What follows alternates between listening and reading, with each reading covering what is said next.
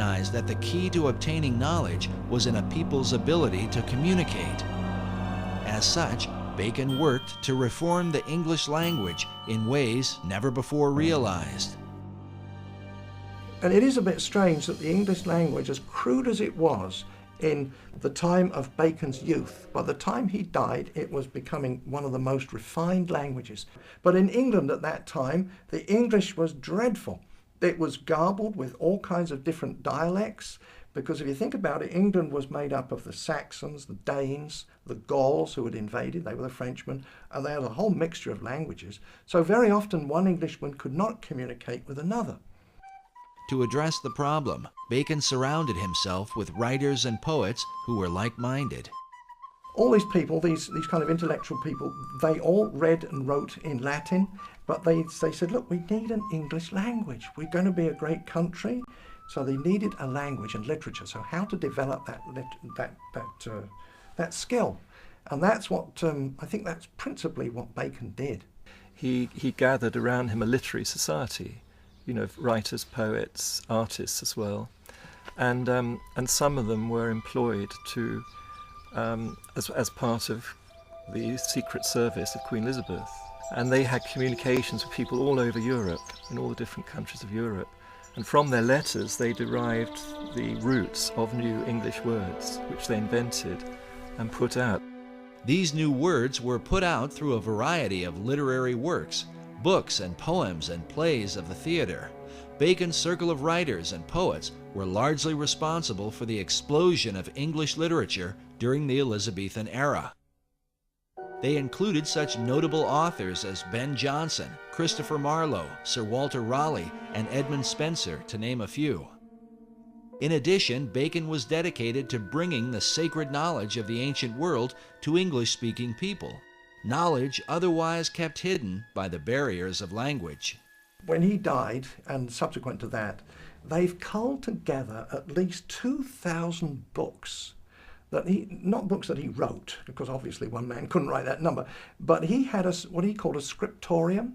These were scribes who he paid to write for him. When he was the Lord High Chancellor of England, he had wealth, and he used to pay the scriptorium, these scribes, and he paid people to translate the classic books, Homer's Iliad, all the old Greek, the Roman classics, and all those classics, Livy, translate them all into English and put them in books. It turns out too that Bacon had a printing press. He had a factory with using brass plates for printing. That was his own thing. Nobody knew about that until rather recently. But nevertheless, there were 2,000 works that we know of that passed through his hands in one way or another to give literacy to the English public. Printing presses to make these books available to many people at a cheap price. But Bacon's purpose and that of his literary society was to prepare the people of the Old World to colonize the land of the New. As the term colonization scheme suggests, the launching of Bacon's plan for America was not by chance, but by design. It could be said that his great scheme began at an early age, perhaps when he was sent by Queen Elizabeth I to the court of France, where he was inspired by the example of the French poets.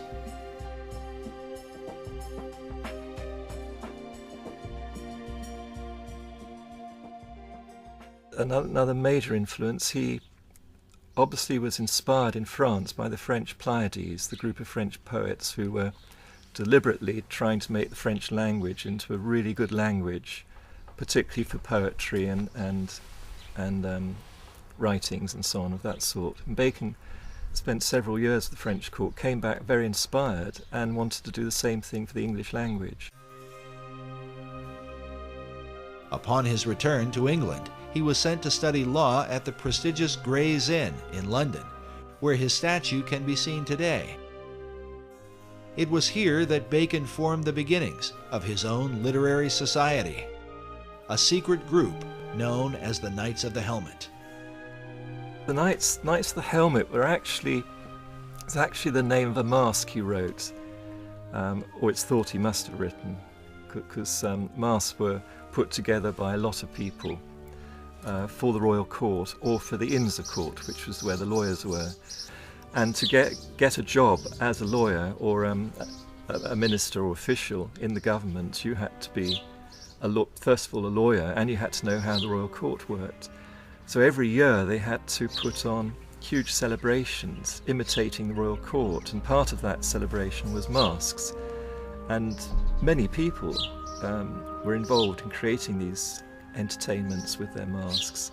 Francis Bacon just one of them, but he became a key one, and he wrote quite a lot of the mask material, which one can identify. You know, once you get to know Bacon and his writings, you can identify what was done. And he's acclaimed by the lawyers as being the great one who inspired them and led them and wrote for them, you know. But the Knights of the Helmets was the name of one of the masks at a key moment when the whole Shakespeare authorship, the name the Shakespeare was being used for the first time. The Knights of the Helmet took as their inspiration the Greek goddess Pallas Athena, who carried a spear and who wore a great helmet, a symbol of secrecy. According to tradition, one that wears the helmet of Athena becomes invisible.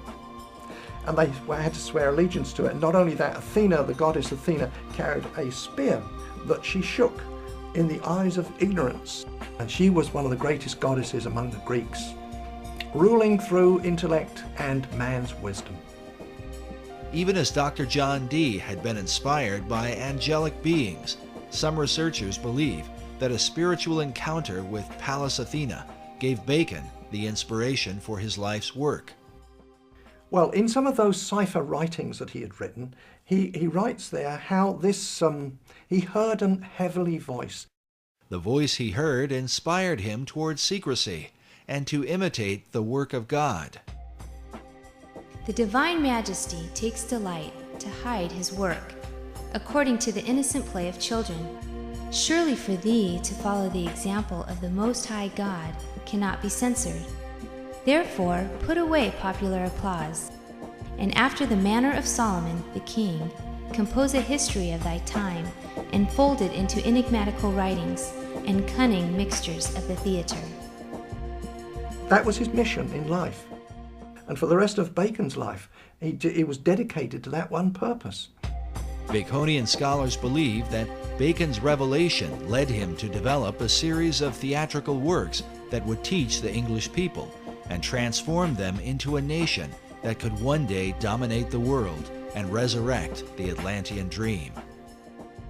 Believing that he put away popular applause as his heavenly voice had commanded, he is said to have written behind the identity of William Shakespeare. Shakespeare is a synonym for Apollo and Pallas Athena. They're both known as shakers of the spear in classical tradition, and the spear represents a ray of light, a ray of wisdom, and they shake that spear at the dragon of ignorance. Exactly what Ben Jonson says in his preface to the Shakespeare Folio, to shake a lance at the dragon of ignorance. And this is the role of an Apollo or Pallas Athena. And they have always been the muses of the other 9 muses, who themselves are the muses of all the writers, poets, artists, and so on in history. So Apollo and Athena are the great inspirers. They're the great Shakespeares. Bacon incorporated these Greek gods within a key symbol, the AA headpiece representing Apollo and Athena. Usually one of the A's is shaded, denoting a light and dark side. This symbol is found printed at the head of certain pages within the Shakespeare Folio and among the acknowledged works of Francis Bacon. Of the two polarities, Apollo and Athena, it was Athena that seemed to dominate Bacon's imagination. Pallas Athena was, she shook her spear at the eyes of ignorance. So she was the spear shaker. Now, she's always been known as the spear shaker. That was long before the time of Bacon. Back to the Greeks, the spear shaker.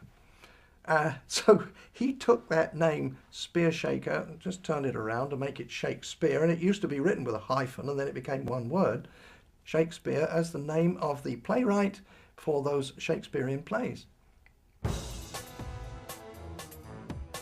But what of the real William Shakespeare, the Stratford man whose name has been revered for nearly 500 years? His writings have been attributed to a number of other authors. Here, the 17th